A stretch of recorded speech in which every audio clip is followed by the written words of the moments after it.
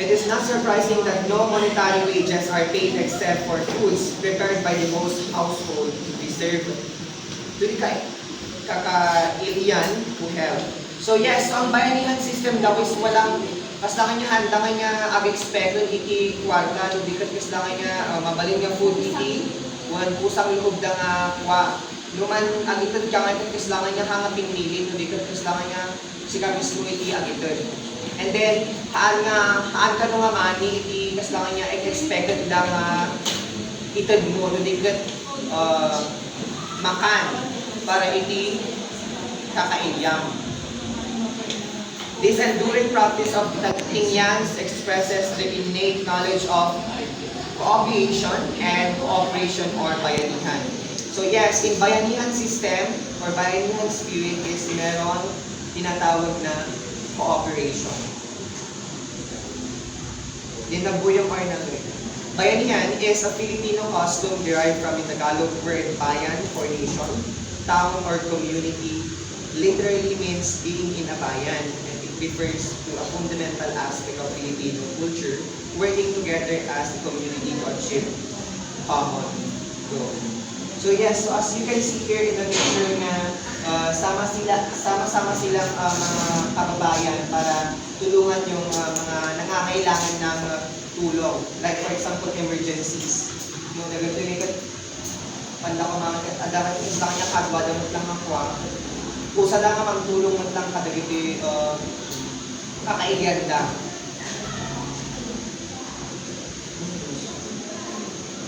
So, here are the prototypal bayanihan practices of the Tinyans in the province of Abra. So, we have pango.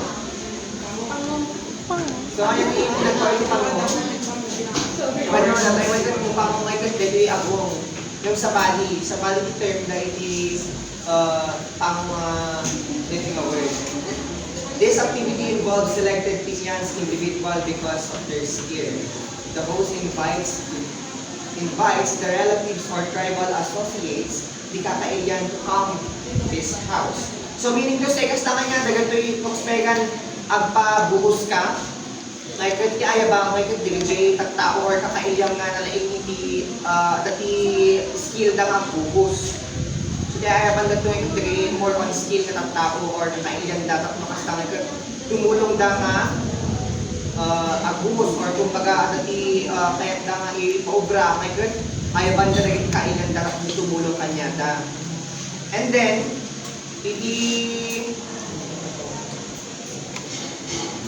yes, di ay, no, ayaban ka nagigay kakailan dapat mo ang tulong kaya na harvest, to plant and clean agricultural fields, or to perform other tasks that cannot be done by family. So, meaning to say, cannot be done by family, kasi lang nga, may isang pamilya kung handa kaya, na ubra kung jay aggapas mo or agpatalon, kumbaga, may kitagayag na pa iti, kakailyan da or sa bali na taktapo tamno apan tumulong kanya da. Then iti kapalit na rito kasi lang ang kwarta kanong dikat kasi lang partida kanong iti baboy or dog or aso. Wild boar sometimes di ko alam lang. And then sometimes wild boar or deer who came to help portion. Pieces of meat are skewered into thin bamboo or rattan slabs and cooked together. The portion are distributed to the participants or delivered later after together with the rest of the carcass. Then trails are cooked separately. Then lunch bones. This is the most common compensation for sukali in the labor. So ang basta nga tawag de jay kanong panagpartida kas may isang kas kasukat talaga yung mulong na sukalit the workers da. Then botad is the collective participation of able-bodied or durable men in a tribe during emergencies such as transporting the sick, injured, or diseased. It applies especially to kabadong or peace partners and requires setting aside conflict to provide assistance. Next is bolig, which is the voluntary act of carrying the sick or dead during botad, using a blanket tied to a pole as a litter, with carriers rotating frequently to maintain speed. So in short, iti pangungay ket skilled workers for specialized tasks. Nubotad, men mobilized for emergencies. For emergencies, kasama pagkatulong ay agad da iti katulong dat for emergencies. No body but voluntary, general bayanihan type health in communities. So no body but voluntary da iti nga pandatumulong. Like for example, di bayanihan, may saray ito yung type iti bayanihan system or bayanihan spirit. Okay, so that is the political features of the Abra province. Next is we have the rebel priest to be explained by or So, magandang hapon sa ating lahat. Ngayon, atin naman kilalanin ang kasaysayan ng paring President Tabi ang Biblia upang makilahok sa NPA, but later on, he opposed them because of their wrongdoings. So, sino nga ba So, yan po si Conrado Balueg, or tinatawag ang rebel priest o mandirigmang pare. Sino nga ba si Conrado Balueg?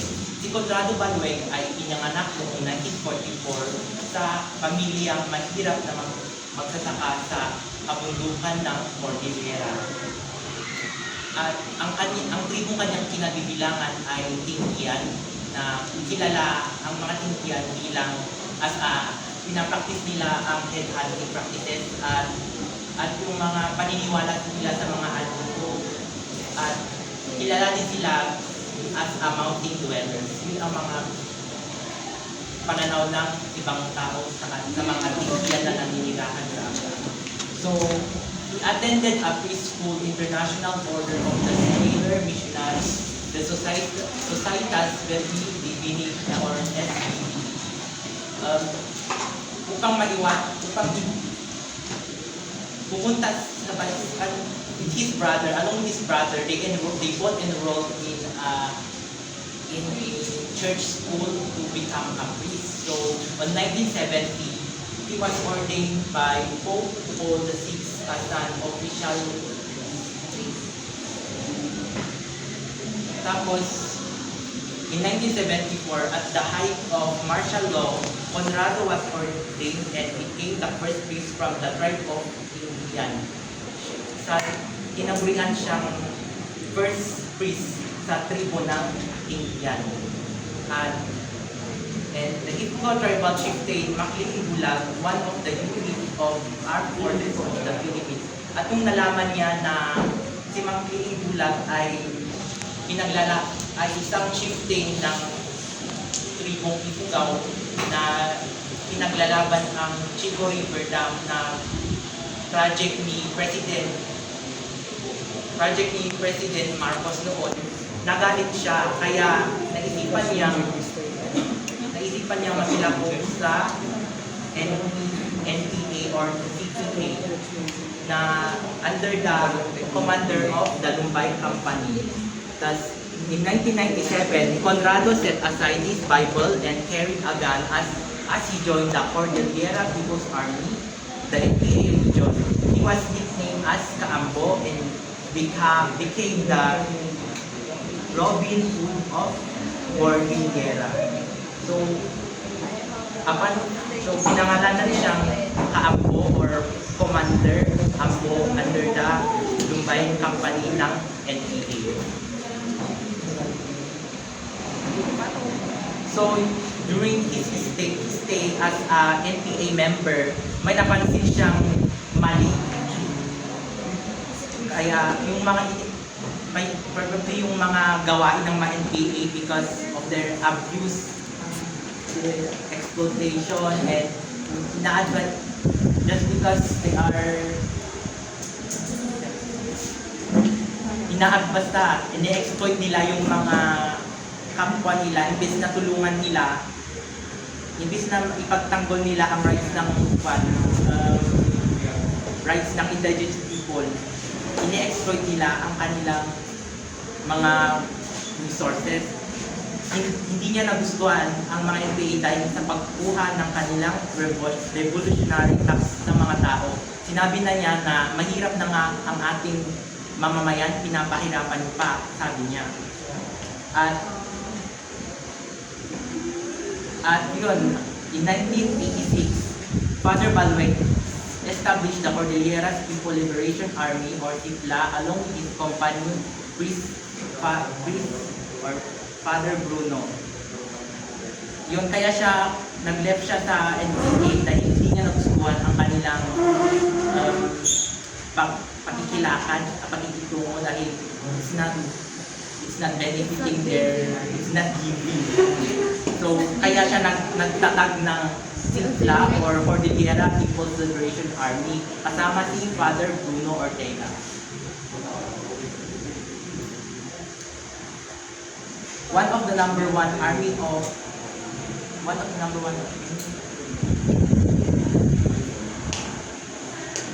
So yun, in 1986, Corazon Aquino seated as president, Conrado CIPLA have reconciled and was given amnesty. So, binigyan siya ng amnesty na binibigyan ng karapatan ang mga indigenous people na ang Car region daw ay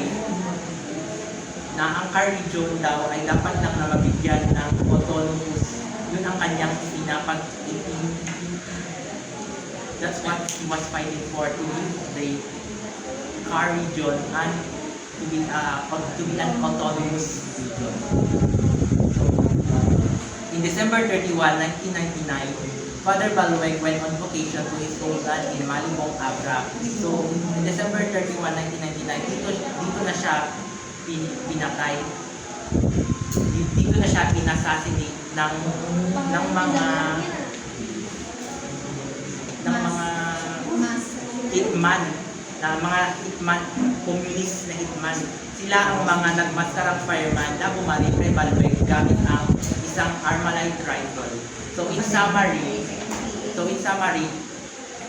isinintabi ni Balweg ang Biblia para lang mabigyan ang mga indigenous people ng rights nila para hindi tayo na-abuso ng ng gobyerno.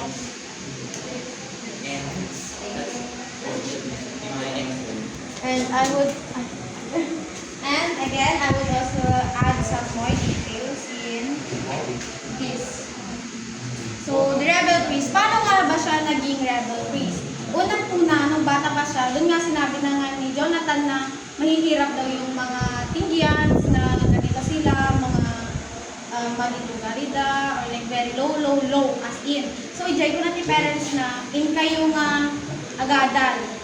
Iti nang choose, iti career na nga kadagay parents na, choose da nga balin sa mga pati. Di ko ati jay, yes.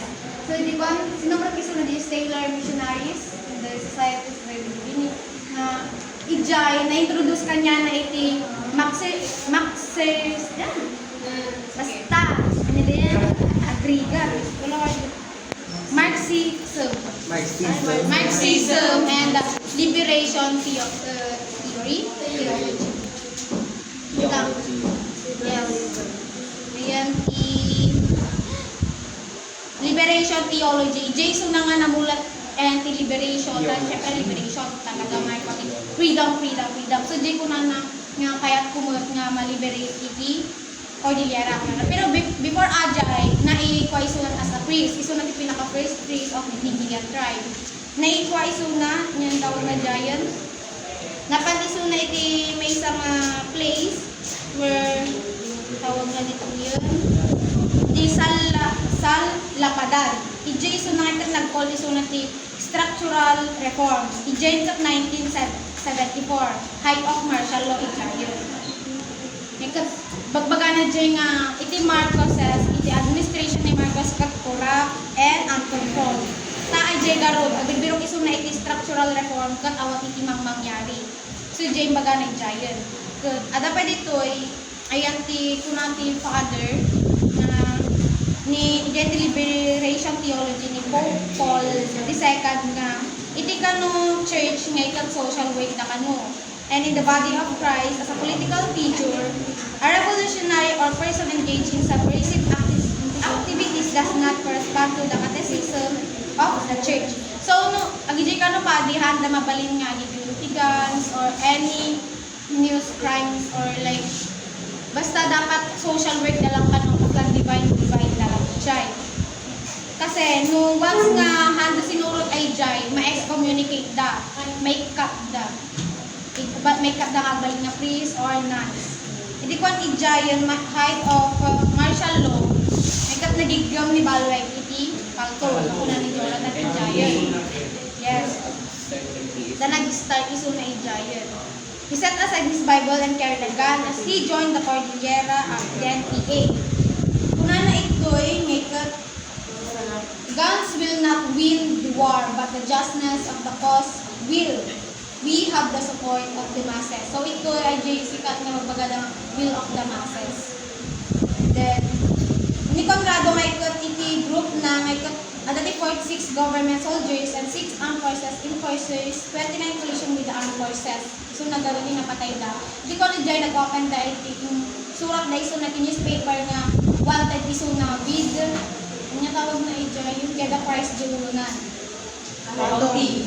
Yes, the bounty ng dead or alive. Yes.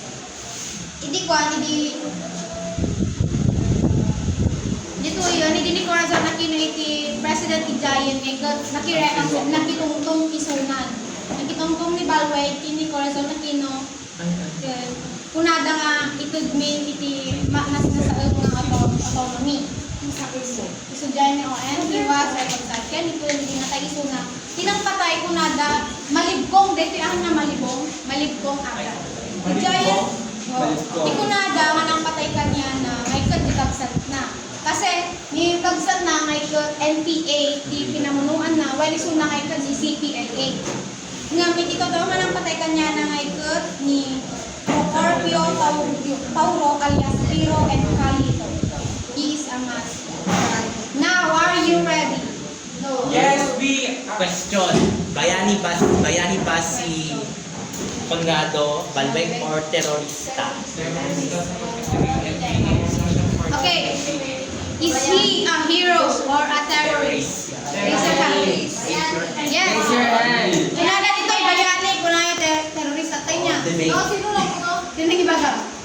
Sino may sagot ko yan? Emma. Now, justify your answer. Bayani ko na ako. Nagsukat kayo. We can call him a hero kasi kaan tayo siguro maalat yun. Handa siguro na alat yun. Yes. Alright. Sige, lumaban.